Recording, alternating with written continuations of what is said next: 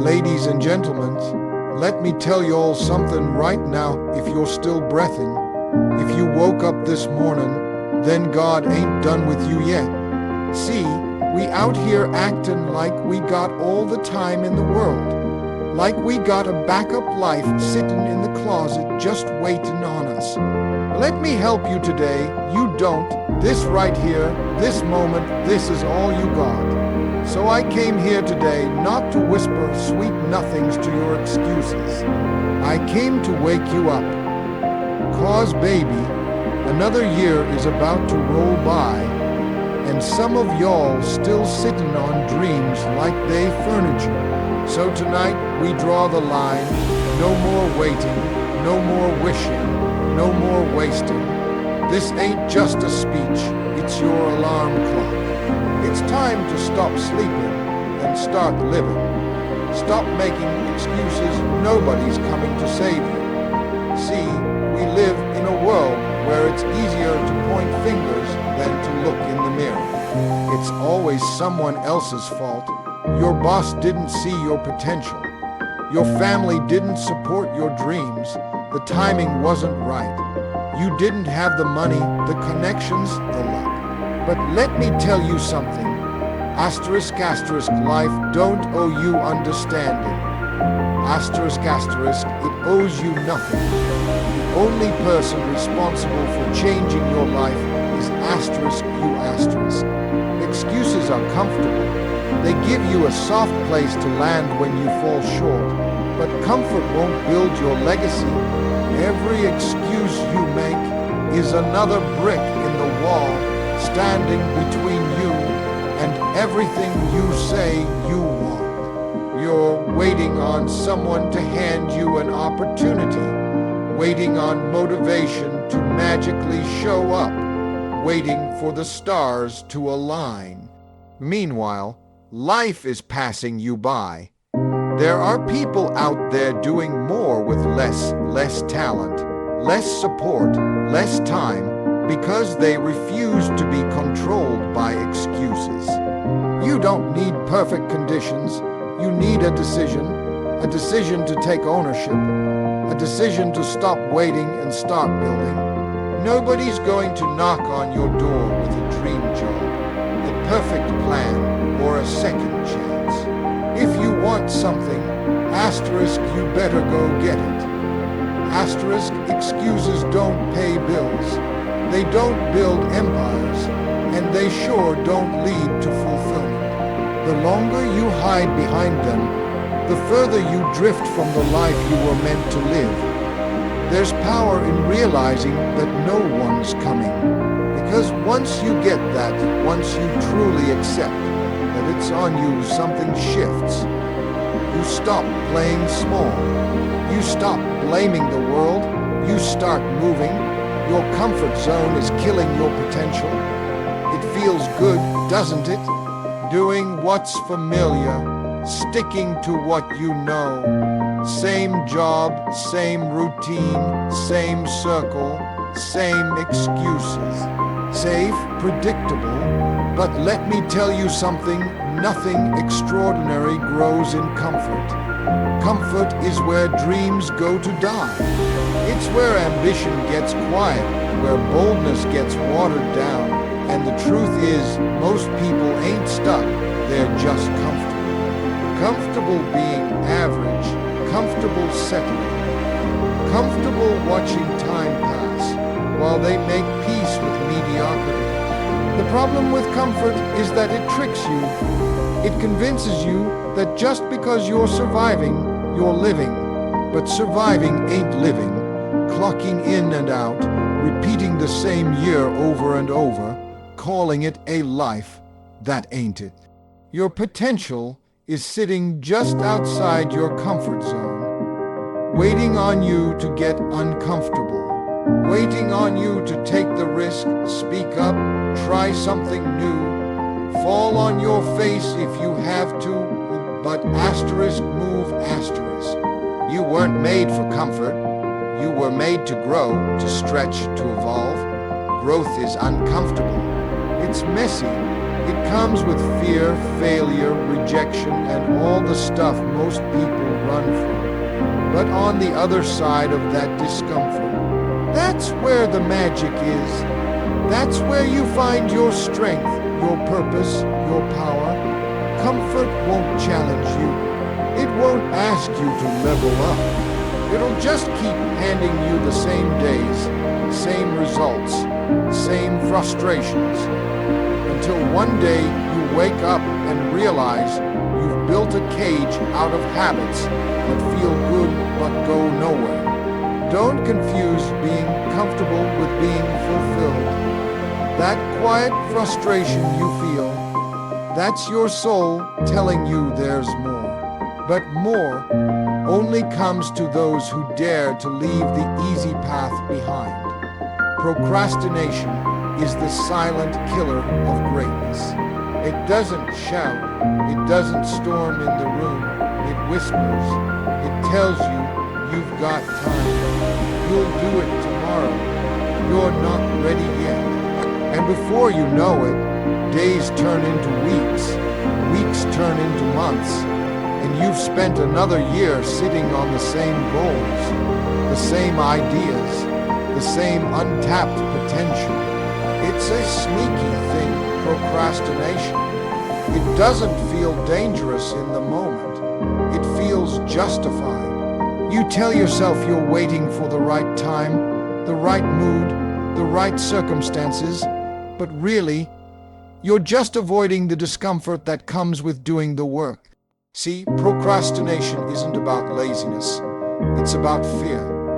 Fear of failure, fear of judgment, fear that you're not good enough. So instead of facing that fear, you stall. You organize your desk. You binge a show. You scroll through other people's lives while putting yours on hold. But here's the thing, every moment you delay is a moment you never get back. Every hour wasted is progress postponed. Procrastination robs you of momentum, and momentum is everything. You don't have to feel ready to start, you just have to start. You don't need a master plan, you need action, because action kills doubt. Movement breeds clarity. You'll never figure it all out from the sidelines. At some point, you have to stop overthinking and start doing. The clock's been ticking while you've been thinking, and greatness, it doesn't show up for the person who plans the most. It shows up for the one who moves the most. Success is not waiting for you in tomorrow. It's buried in the steps you keep putting off today, and the longer you wait, the heavier the weight becomes. If it's not growing you, it's slowing you. Life is movement, progress, evolution. Every experience, every relationship, every habit, it's either pushing you forward or pulling you back. There is no neutral. There's no standing still in a world that never stops spinning. So you have to start asking yourself the hard questions. Is this job growing me? Is this relationship helping me evolve? Are my daily choices leading me toward the life I say I want? Growth isn't always flashy. Sometimes it looks like discipline. Sometimes it looks like saying no. Sometimes it looks like walking away from comfort, from people you've outgrown, from routines that once felt safe but now feel suffocating. Anything that keeps you stagnant, anything that drains your energy without feeding your purpose, that's not helping you grow. That's slowing you down. We hold on to things because they're familiar, not because they're right. We convince ourselves that loyalty means staying in places we've outgrown. But staying small just to make others comfortable is not growth. It's self-betrayal. Growth requires space. It requires challenge.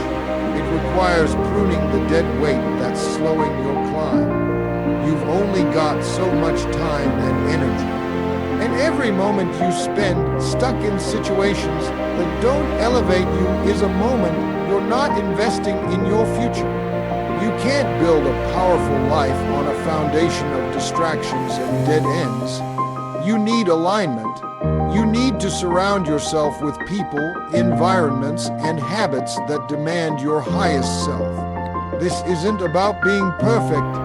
It's about being intentional.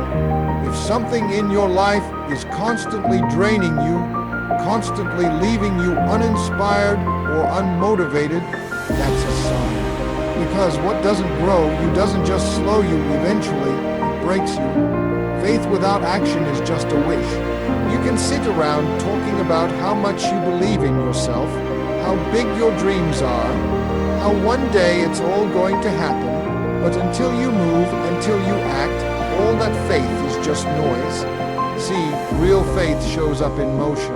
Real faith is getting up at 5 a.m. to grind for something no one else can see but you. It's investing your time, your energy, your heart into a vision that hasn't paid off yet.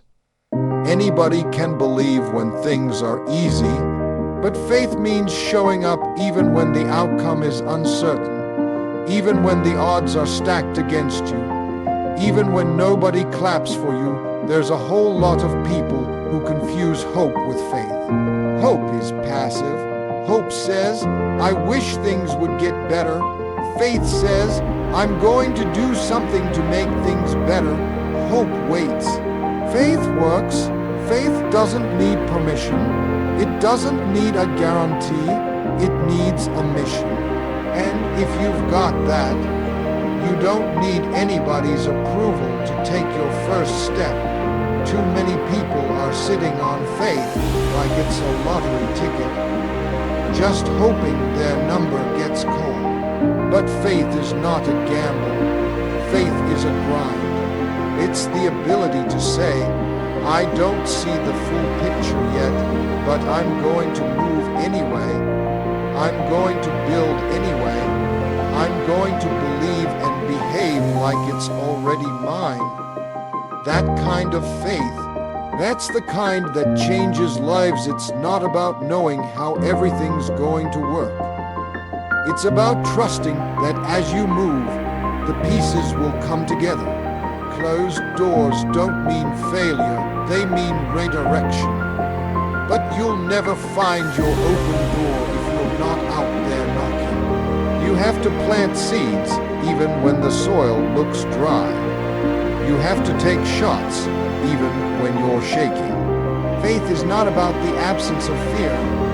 It's about walking through fear with purpose in your step. If you really believe in your dream, your gift, your purpose, then your calendar should reflect it. Your habits should reflect it. Your grind should reflect it.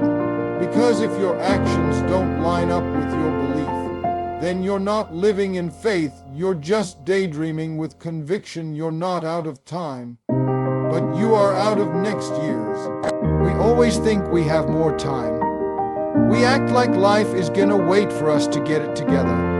Like we can keep pushing our dreams to the side because next year feels safer. Next year feels like a cushion, like a promise. But let me tell you, next year is a lie we tell ourselves to stay comfortable, because next year turns into 5 years, and 5 years turns into a decade, and suddenly you're looking back wondering where all the time went. Time doesn't ask if you're ready. It doesn't check in to see if you feel motivated.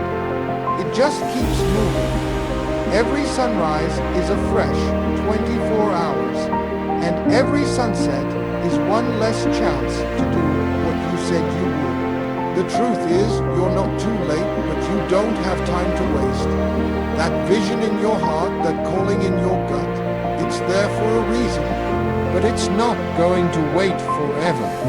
If you don't move, life will pass you by and hand your opportunity to somebody who will waste so many years waiting for the perfect time, waiting for clarity, for confidence, for everything line up just right, but perfect never shows up. What shows up is time, and what you do with it determines everything.